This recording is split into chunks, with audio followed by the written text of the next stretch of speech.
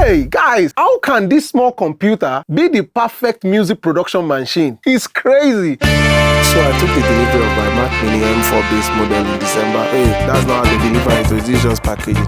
Also, Afrobeat producers is expanding, so we need that supercharged fast machine. I've been hearing a lot of people talk about this computer. It's small, see, I can use it to do my hand, I can carry it on my head, I can put it down, I can put it on my armpit, hide it inside my tummy. It's just so small. This is still in the package, you know. So let's find out, maybe it's actually true or false. We are going to be unboxing and setting it up. We are also going to be having the performance breakdown. We'll talk about the storage and RAM. We'll talk about the plug-in compatibility. We'll have a real-world case scenario. I'll also talk about my pros and cons. I'll talk about who this computer is actually for. So let's unbox this. Let's see what we have inside.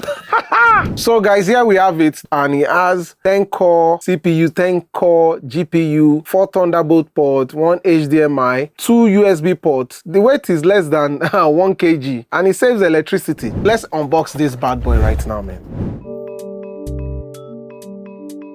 Woo! So what do we have there? So first of all, when you open the box, so our accessories, this is the cable that came with it. I think this is for the United States people. These two mounts. We use a UK mount in Nigeria. The cable is cabling. What else is inside? We have the Mac Mini itself. The power cable is super compact. It has that classic silk apple design, you understand? This is very, very impressive for something small but powerful. So right about now, let's talk about the key specifications. This is the base model of the M4 chip. It comes with 16 GB RAM and 256 SSD storage. What's really interesting is that Apple Silicon is optimized for efficiency, and that SSD is blazing fast, so it should really help with loading times in our DAWs and handling large samples library. So let's open this. Let's open. Wow. So we have 3 Thunderbolts at the back, 1 HDMI, 1 Ethernet port, and the power cable. So in the front we have 2 USB-C. Okay. So guys, here is what I'm using currently, which is the M2 Mac Mini. It's also a silicon-based processor, which is, you know, that's why M2. And see the difference. This is the M4. I mean, how then two of them won't take battle this thing like this? It's like battle of the battleless.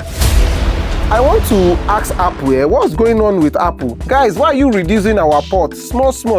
You are making us to buy adapters. You can see the previous one. I have, you know, the USB-C, and now they are changing it into Thunderbolt, making only the front as 2 USB-C ports. I still need my USB port, please. Bring back our port. You can see the size. Guys, the power is getting more stronger and the computer is getting more tinier. Is technology going to shrink all of us? What's going on? You can see the difference of what I'm saying now. Small. This is the M2 and this is the M4. By the time they make the M10, it be like saying it will just be like a drop of water in our hand though. So let's start connecting. So we start from the power cable, right? So the power cable goes in here. I'm sure you know that by now. So let me connect. 3 hours later. So guys, at last, after a couple of hours, we finally managed to connect and set up our M4 base mini computer. You know that as a music producer of 2025, you are going to be making high quality music as well as making high quality videos. Can this machine perform those tasks? So we are going to be finding out if this computer can actually handle a lot of stress. So right about now, I'm on Logic Pro and we have my performance meters. So these are the two things that is going to be helping us to understand how strong this computer actually is. We are going to be using some CPU intensive plugins, doing some processes, adding multiple tracks with a lot of plugins, using heavy VST instrument plugins as well. We don't know, maybe there will be a color wheel pop-up or the system overload pop-up as well. Let's see. In terms of plugin compatibility, you know that we have been having issues since the silicon processor has come into play. For example, now my Apollo Twin, for it to work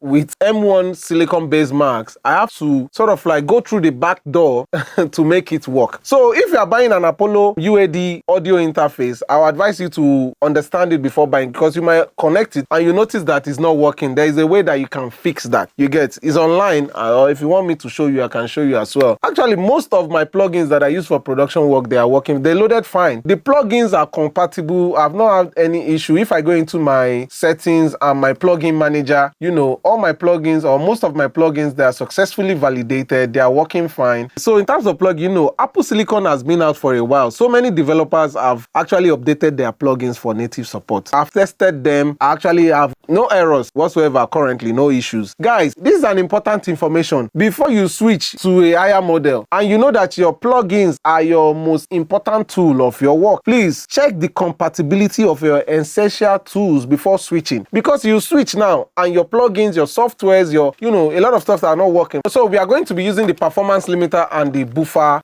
size. So buffer size basically is that, the higher it is, the more smoother the playback is. See, always use a lower buffer size. For example, 3264 or IS128, which I'm using currently. Also, for playback and mixing, I would recommend you use a higher buffer size. For example, 5128 or 1024 samples. This ensures a smoother playback and more stable performance, especially when using multiple tracks and heavy plugins. We want to use it right now. So let me push this one to the side. Our performance meter is here. So we are going to be using a project that we just released, which is Dada Culture and OY. It's called Story. This song that will just get you inspired, motivated, just ready to go, you understand? So I just loaded different plugins, just to give it a lot of load. So let me just come here, load like a preset. For this one single channel here, we have the pitch correction, we have the studio rack, we have the channel EQ, compressor, another channel EQ, PureTech, UAD, we have the reverb, we have the J37, we have the Pro Q3, we have the RVox, we have the Ozone 9, we have the API 2500, and we have the API 560, we have the ROM plugin. Guys, this is amazing. But Studio Rack and Ozone, they are like a rack whereby you have to load the actual plugins inside. So now I still put more plugins here. I have the VEQ3, I have the DSR. In the Studio Rack, I have the compressor and I have the parallel split. For the Ozone, we have the equalizer, we have the dynamics, we have the maximizer, equalizer 2, exciter, we have the imager, we have the master rebalance, we have the match EQ, spectral shaper, vintage compressor, vintage EQ, vintage limiter, vintage tape, and we have the low end focus. What else don't we have here? Dynamic EQ. So we added the dynamic EQ right now. Let's just make it do something. So we have all these plugins. You can press V to make all of them vanish at once. They vanish. So let's do before and after, okay? I'm going to open an empty audio track, copy this same audio there, mute this one. This is not functioning. So we have an empty track here. So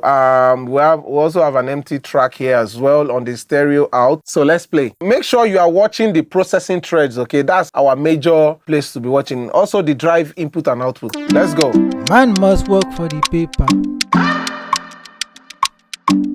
Bad energy, see you later.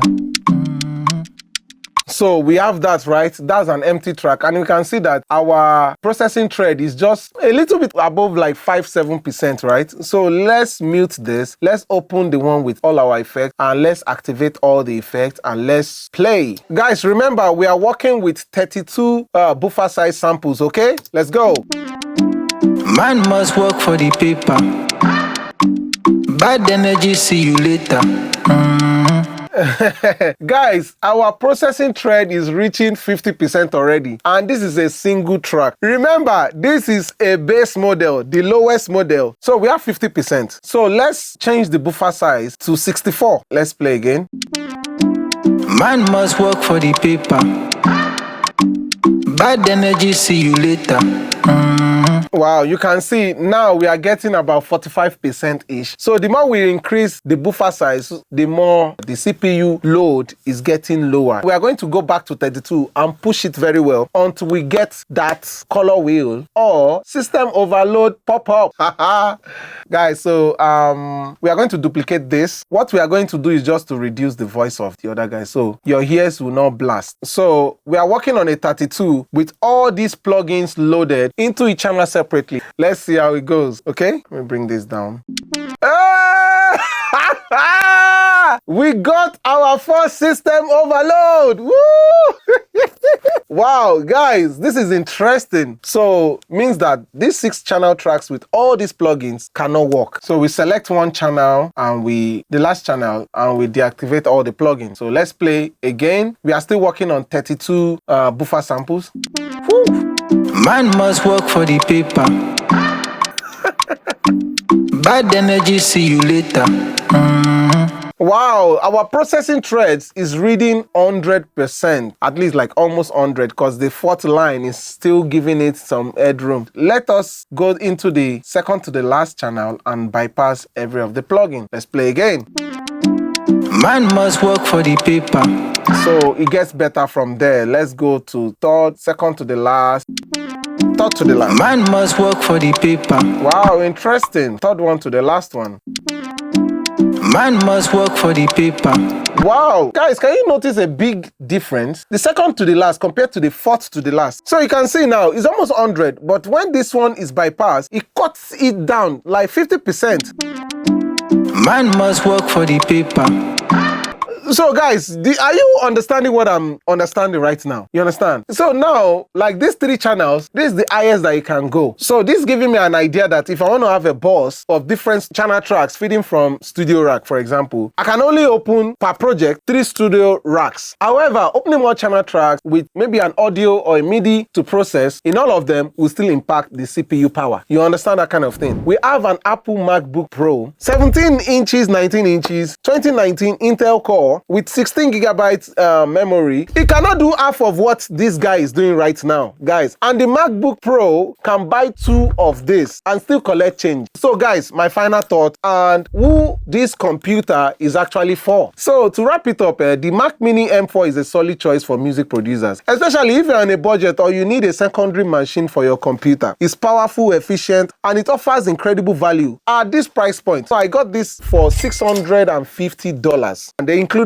tax on it. So wherever you are in the world, you can equally change the money into your own currency and you are going to know how much. So what do you think? Is the Mac Mini M4 something you'd consider for your studio? Let me know in the comment section. But one thing that I don't like about this computer is that Apple people, you guys are now reducing and you are now getting stingy with port. What happened? Now we have to be buying adapters. If you're a music producer that works with very huge project or a big mix engineer, so I will advise you to go a little bit high, maybe 512 of SSD storage, 32 gigabytes RAM. So you need a smooth process for everything to be working together and you are going to enjoy yourself. As a music producer of 2025, you would have to be editing videos. Personally, some of the videos that you see at OI Productions, I edit some of them. However, most of the ones done for Afrobeat producers, we have our creative solid team behind them. So guys, for example, if you are into video editing, for you to know that this thing is working fine, all you have to do is just to carry your playhead and be doing like this. You can see that you can easily scribble through. Forget the media offline thing and everything is working smoothly. For example, if you look at this video now, this video is 4 minutes 52 seconds and see 5.27 gigabytes. Each